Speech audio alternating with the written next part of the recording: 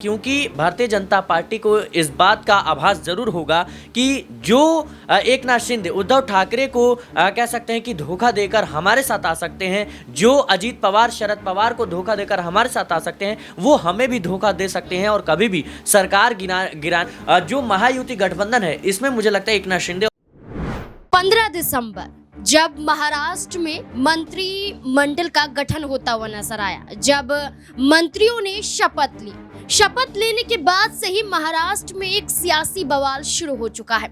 महायुति गठबंधन में सब कुछ ठीक नहीं है। महायुति गठबंधन बिखरता हुआ नजर आ रहा है। अब विधायकों की नाराजगी साफ तौर पर दर्शाई जा रही है।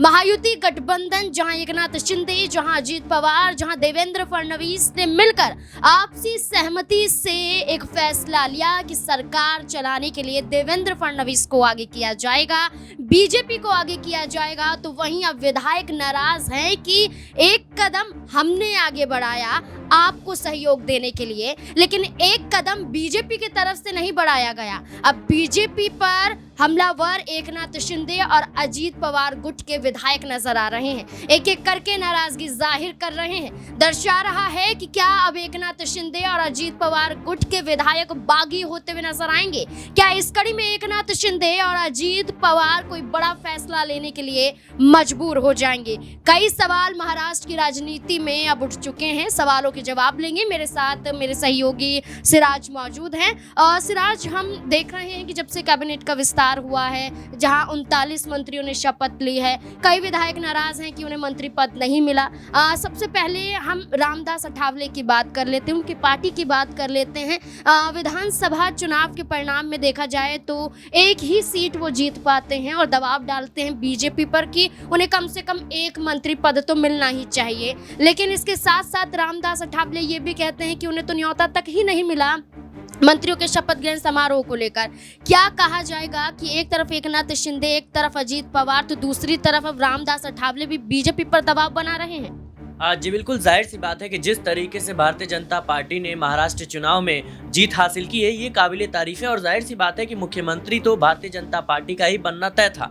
लेकिन अब मंत्रालयों के बंटवारों में जिस तरीके से एकनाथ शिंदे और अजीत पवार की बात करें, ये दो प्रमुख कह सकते हैं कि चेहरे हैं जो मजबूती के साथ भारतीय जनता पार्टी के साथ खड़े हैं। जाहिर सी बात है कि इनको उम्मीद थी कि गृह विभाग इन्हें मिलेगा, राजस्व विभाग मिलेगा, तमाम बड़े मंत्रालय इन्हें मिलेंगे, लेकिन भारतीय जनता पार्टी ने इन्हें उनके मन मुताबिक जो मंत्रालय है वो नहीं दिया। और इसी को देखते हुए कहीं ना कहीं जो एकनाथ शिंदे हैं, अजीत पवार हैं, ये भारतीय जनता पार्टी पर दबाव बनाने की कोशिश कर रहे हैं। अब रामदास अठावले की बात करें तो जाहिर सी बात है कि वो एक सीट जरूर जीते हैं, लेकिन कहीं ना कहीं वो समझ रहे हैं कि आने वाले समय में भारतीय जनता पार्टी को मेरी जरूरत पड़ सकती है, क्योंकि भारतीय जनता पार्टी ने अपने दम पर बहुमत का आंकड़ा हासिल नहीं किया है। अभी भी उन्हें 5 से 6 जो सीट है उसकी जरूरत है, 5 से 6 विधायकों की जरूरत है।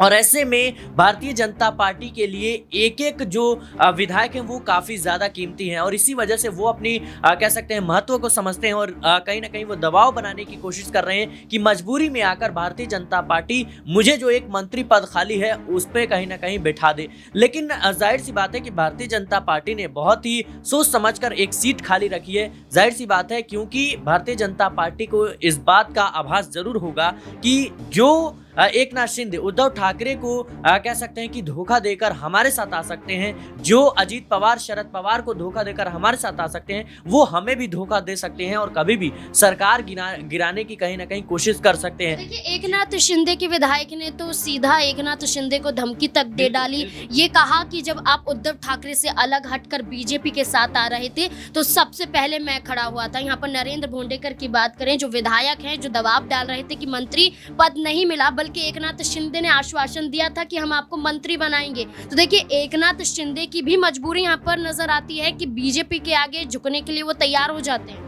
जी बिल्कुल, जाहिर सी बात है कि भारतीय जनता पार्टी ने जिस तरीके से जीत हासिल की है, इन पार्टियों को कहीं ना कहीं उनके सामने नतमस्तक होना पड़ा, क्योंकि देखिए कहीं ना कहीं एकनाथ शिंदे जिस उम्मीद में थे कि बीजेपी मुझे मुख्यमंत्री के तौर पर आगे करेगी, वो भी नहीं होता हुआ नजर आया। उसके बाद एकनाथ शिंदे नाराज हो जाते हैं, वो अपने गाँव चले जाते हैं, जो उनका पैतृक गाँव है वहां चले जाते हैं। उसके बाद से उम्मीद होती है कि शायद भारतीय जनता पार्टी उन्हें मुख्यमंत्री के तौर पर आगे करेगी। मामला इतना बढ़ जाता है कि उप मुख्यमंत्री का पद भी एकनाथ शिंदे स्वीकार करने को राजी नहीं होते हैं। हालांकि तमाम विधायकों के समझाने के बाद कहीं ना कहीं वो उप मुख्यमंत्री बनने को तैयार हो जाते हैं, लेकिन फिर पेच फंसता है गृह विभाग को लेकर।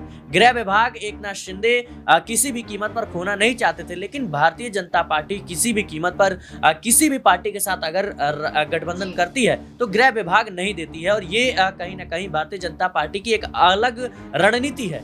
और जिस तरीके से एकनाथ शिंदे को कहीं ना कहीं बड़ा झटका लगा, मुख्यमंत्री पद भी गया, वहां पे गृह विभाग भी गया और तमाम जो और मंत्रालय हैं वो जरूर दिए गए, लेकिन कहीं ना कहीं जिस तरीके से ये तमाम बंटवारे हुए हैं, कहीं ना कहीं जो एकनाथ शिंदे के विधायक थे जो मंत्री बनने का सपना देख रहे थे, उनको एक बड़ा झटका लगा, क्योंकि इसमें कई मंत्रियों को कहीं ना कहीं नए चेहरे हैं जो उनको मौका दिया गया है, जो पुराने कह सकते हैं सहयोगी थे उनको कहीं ना कहीं दरकिनार करने का काम किया गया है। और जिस तरीके से आपने नरेंद्र भांडेकर का नाम लिया, वो तो साफ तौर पर कह रहे हैं कि मैं इनको कह सकते हैं कि यानी एकनाथ शिंदे का समर्थन देके गलती कर दी, हमने इनको कह सकते हैं कि समर्थन दिया, लेकिन हमारे से वादा किया गया था कि मंत्री पद दिया जाएगा, लेकिन अब जो है कह सकते हैं एकनाथ शिंदे हो या तमाम बड़े नेता हो शिवसेना के, वो हमारे फोन तक नहीं उठा रहे हैं, हमारा मैसेज का रिप्लाई नहीं दे रहे हैं। इससे साफ जाहिर होता है कि कहीं ना कहीं उनके मन में इस बात को लेकर के कह सकते हैं कि छल जरूर है, कह सकते हैं कि दर्द जरूर है कि उन्हें मंत्री पद नहीं दिया गया। हालांकि आपको देखना चाहिए कि जब एकनाथ शिंदे उद्धव ठाकरे से बगावत करके पार्टी तोड़ के आए थे, तो ये तमाम बड़े चेहरे थे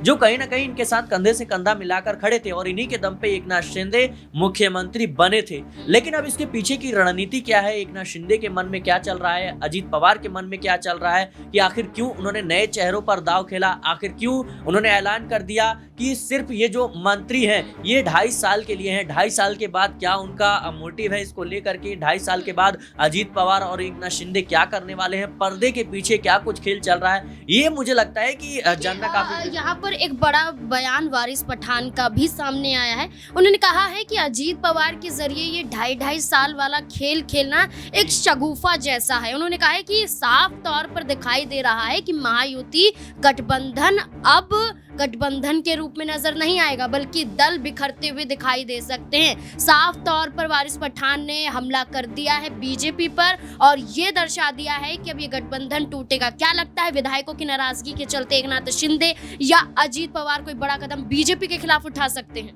जी मुझे नहीं लगता है नाज़मीन, क्योंकि देखा जाए तो जो कह सकते हैं एकनाथ शिंदे हैं या फिर कह सकते हैं कि अजीत पवार हैं, ये दोनों ही सहयोगी जरूर है, मजबूती के साथ भारतीय जनता पार्टी के साथ खड़े हैं। लेकिन मुझे लगता है कि जिस तरीके से भारतीय जनता पार्टी की रणनीति रहती है, राजनीति रहती है, उससे साफ जाहिर होता है कि ये विधायक कहीं ना कहीं नाराज होकर भारतीय जनता पार्टी में शामिल हो सकते हैं, क्योंकि लोग उसी का साथ देते हैं जो जीतता है, हारे हुए लोगों का कोई साथ नहीं देता। और जाहिर सी बात है कि भारतीय जनता पार्टी के पास इस वक्त देने के लिए बहुत कुछ है। भारतीय जनता पार्टी में अगर ये विधायक चले जाते हैं तो वैसे भी इन जो दल हैं, खासतौर पर अजीत गुट की बात करें, शिंदे गुट की बात करें, इनको कह सकते हैं उतनी तवज्जो नहीं देगी भारतीय जनता पार्टी, क्योंकि बीजेपी के पास तो वैसे ही बहुमत का आंकड़ा कहीं ना कहीं पार कर पाएगी। तो मुझे लगता है इस रणनीति के तहत भारतीय जनता पार्टी काम कर रही है, और अजीत पवार और एकनाथ शिंदे ने इसी रणनीति, इसी डर के लिए कहीं ना कहीं उन्होंने 2.5 साल का जो कार्यकाल है वो पूरा किया है, ताकि 2.5 साल का कार्यकाल तय किया है, ताकि जो